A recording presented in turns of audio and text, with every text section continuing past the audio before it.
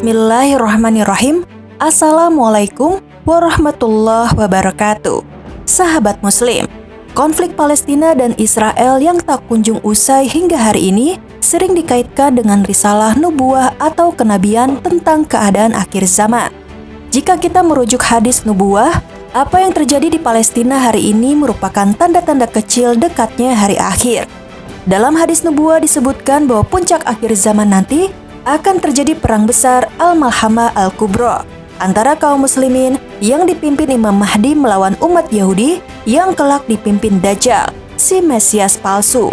Negeri Syam akan menjadi ribat akhir zaman, karena di sanalah terjadinya pertempuran dahsyat akhir zaman menjelang hari kiamat.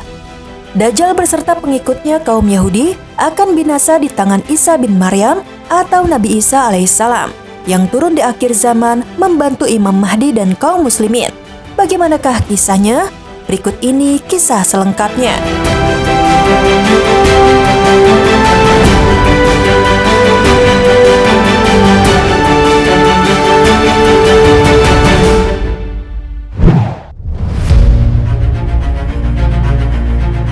Sahabat Muslim, pertempuran besar di akhir zaman sejak 14 abad lebih lalu, Rasulullah SAW telah menubuahkan keadaan umat di akhir zaman.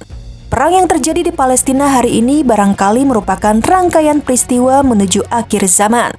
Anas bin Malik meriwayatkan bahwa Rasulullah SAW bersabda, Dajjal akan diikuti oleh 70.000 orang Yahudi Isfahan yang mengenakan selendang atau syal Persia. Hadis riwayat Muslim. Di akhir zaman nanti, Imam Mahdi dibantu Isa bin Maryam akan memerangi Dajjal dan umat Yahudi yang durhaka. Ketika Dajjal muncul dari Khurasan, ia mulai menebarkan fitnah besar dan kekacauan di seluruh penjuru bumi sampai hampir memasuki kota suci Madinah. Akan tetapi para malaikat membelokkannya ke arah Syam, Palestina, Suriah, Jordania, Lebanon. Kemudian Dajjal dan 70.000 pasukan Yahudi mengepung Damaskus, Suriah, tempat Imam Mahdi dan kaum muslimin berada. Saat itu, Imam Mahdi dan pasukannya baru saja kembali dari penaklukan Konstantinopel. Ketika hendak menunaikan salat subuh, menurut sebuah riwayat, di Masjid Jami Al-Umawi Damaskus, tiba-tiba Isa Al-Masih turun ditemani 2 malaikat. Imam Mahdi mempersilahkan Isa Al-Masih menjadi imam sholat, tetapi beliau menolaknya dan meminta Imam Mahdi memimpin sholat sebagai karunia besar untuk umat Nabi Muhammad SAW. Setelah selesai sholat berjamaah, Isa Al-Masih memerintahkan kaum muslimin untuk membuka gerbang masjid. Ketika pintu dibuka, Dajjal dan pasukan Yahudi telah mengepung umat muslim. Terjadilah pertempuran besar antara kaum muslimin melawan kaum Yahudi yang dipimpin Dajjal. Dalam satu riwayat disebutkan, ketika melihat Isa Al-Masih, tubuh Dajjal meleleh bagaikan melelehnya garam dalam air.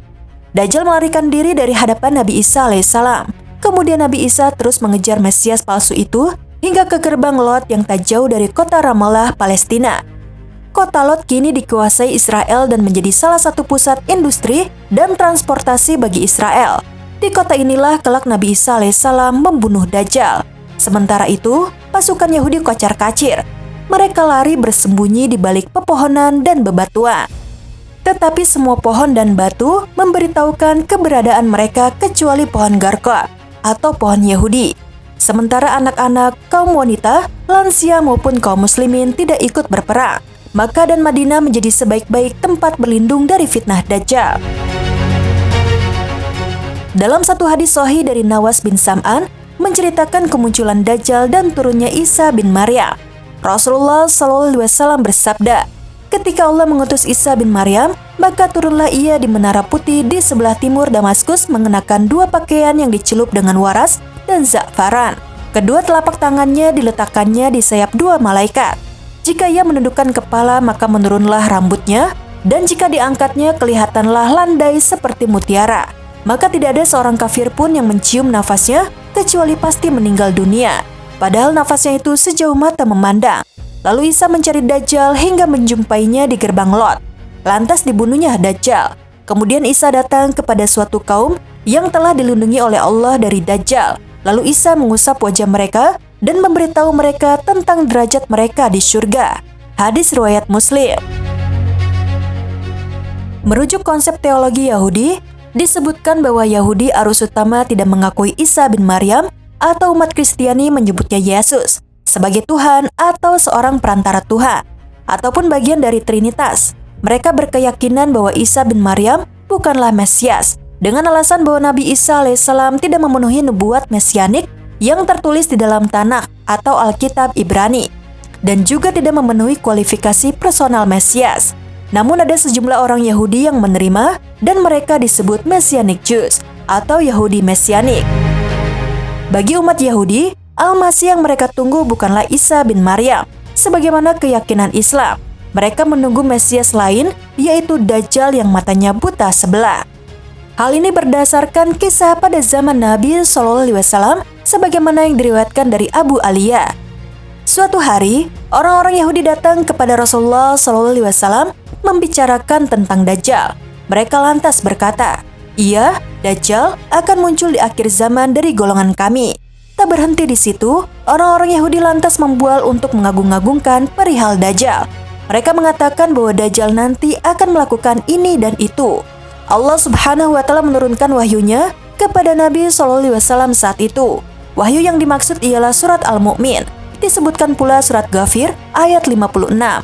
Artinya, sesungguhnya orang-orang yang memperdebatkan ayat-ayat Allah tanpa alasan atau bukti yang sampai kepada mereka, yang ada dalam dada mereka hanyalah keinginan akan kebesaran yang tidak akan mereka capai. Maka mintalah perlindungan kepada Allah, sungguh Dia Maha Mendengar, Maha Melihat. Ayat itu sebagai peringatan dari Allah kepada mereka yang seolah-olah mengetahui perihal Dajjal sehingga merasa tinggi hati.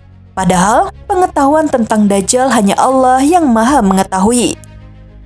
Nabi SAW kemudian diperintahkannya untuk memohon perlindungan kepada Allah dari kejahatan Dajjal. Rasulullah SAW juga bersabda kepada kaumnya, "Sungguh, penciptaan langit dan bumi jauh lebih hebat dibandingkan penciptaan seorang manusia seperti Dajjal." Tentang siapa yang dimaksud oleh ayat ini, dari Ka'ab bin Ahbar diriwayatkan, mereka adalah orang-orang Yahudi. Ayat tersebut sebagai respon terhadap mereka yang menunggu-nunggu informasi tentang Dajjal. Mantan ketua Rabi Israel, Yisrael Meir, lalu pernah berusaha meyakinkan penduduk dunia dengan mengatakan bahwa sampai tiba waktunya Mesias atau Dajjal datang dan mereka cukup suci untuk memasuki Baitul Maqdis, Palestina, atau Masjid Al-Aqsa yang diyakini sebagai tempat kuil Sulaiman. Padahal faktanya, kuil Sulaiman itu hanya mitos. Yang benar adalah Nabi Sulaiman alaihissalam mengembangkan pembangunan masjid yang kini dikenal dengan Masjid Al-Aqsa. Al-Aqsa pertama kali dibangun Nabi Ibrahim. Dalam riwayat lain dibangun Nabi Adam. Kemudian diteruskan oleh Nabi Yakub, direnovasi oleh Nabi Daud, dan diperluas oleh Nabi Sulaiman. Dan terus mengalami renovasi hingga di masa kepemimpinan Umar bin Khattab radhiyallahu anhu dan Khalifah Islam. Jika hari ini Israel menguasai Palestina dan memerangi warga Muslim Palestina, maka di akhir zaman jelang kiamat kelak, mereka akan binasa bersama Dajjal yang mereka tunggu-tunggu. Inilah nubuah Nabi tentang keadaan umat Yahudi dan kematian Dajjal di akhir zaman.